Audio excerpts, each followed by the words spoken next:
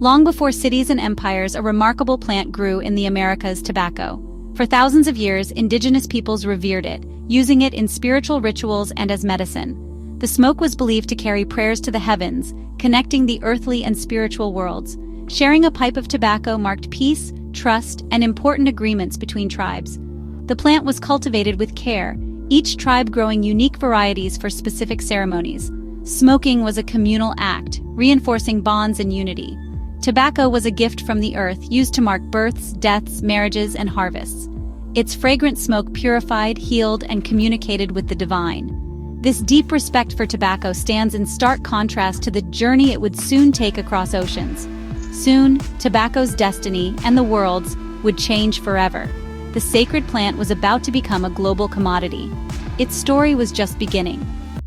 When Columbus arrived in the Americas in 1492, he encountered the indigenous practice of smoking tobacco. Sailors brought tobacco and its seeds back to Europe, where it was first seen as a medicinal marvel. Physicians called it the holy herb, prescribing it for everything from headaches to plague.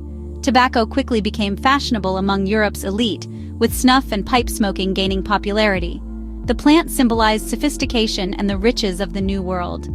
European powers established vast plantations in their colonies, realizing tobacco's economic potential. Early critics were drowned out by widespread praise. The sacred leaf was transformed into a global commodity and supposed cure-all. Tobacco's journey from spiritual tool to fashionable product was profound. Its global impact was only just beginning.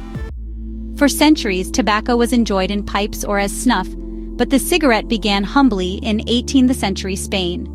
Beggars in Seville rolled leftover tobacco in paper, creating the first cigarettes.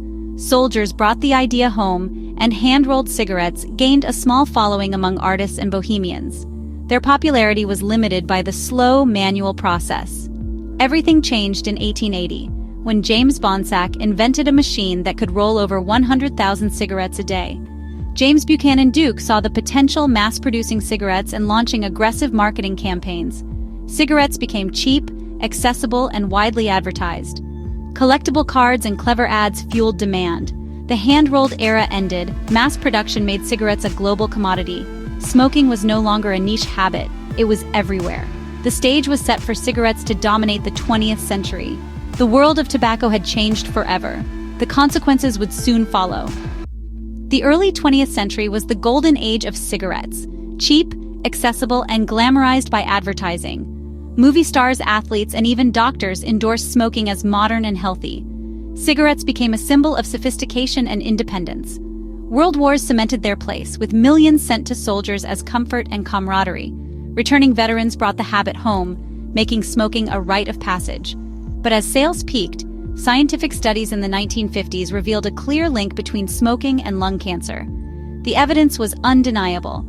In 1964, the U.S. Surgeon General's report confirmed smoking's deadly risks. The golden age ended. Public health warnings began. The battle between health advocates and the tobacco industry had started. Smoking would never be seen the same way again. The world was waking up to the dangers. Scientific revelations triggered a shift. Smoking rates began to fall in many developed nations. Governments launched anti-smoking campaigns, raised taxes, and banned advertising. Smoke-free laws changed social norms, protecting non-smokers and discouraging the habit. The glamour of smoking faded, replaced by stark warnings and graphic imagery. The tobacco industry adapted, investing in alternatives like e-cigarettes and heated tobacco products. These new products are marketed as reduced-risk options for adult smokers. Yet the global picture is divided. Smoking rates have dropped in wealthy countries but remain high or are rising in parts of Africa, Asia, and the Middle East. Weak regulations and aggressive marketing keep cigarettes cheap and accessible in many regions. The world is split. Some nations are winning the fight, others are still in crisis. The battle against tobacco is far from over. The landscape keeps evolving. The future of nicotine is shifting from burning tobacco to vaping and heated products. Proponents see these as harm reduction tools for smokers unable to quit, but sleek designs and flavors have made vaping popular among youth, raising fears of a new generation addicted to nicotine. The debate rages. Are these products an exit ramp for smokers or an on-ramp for new users? Governments struggle to regulate rapidly evolving products, balancing harm reduction with youth prevention. Laws vary widely, creating a confusing global market. The long-term health effects remain uncertain. Tobacco's journey, from sacred plant to global industry, has been complex. Now we stand at a crossroads, with new technologies replacing the cigarette. The challenge remains managing addiction while protecting public health.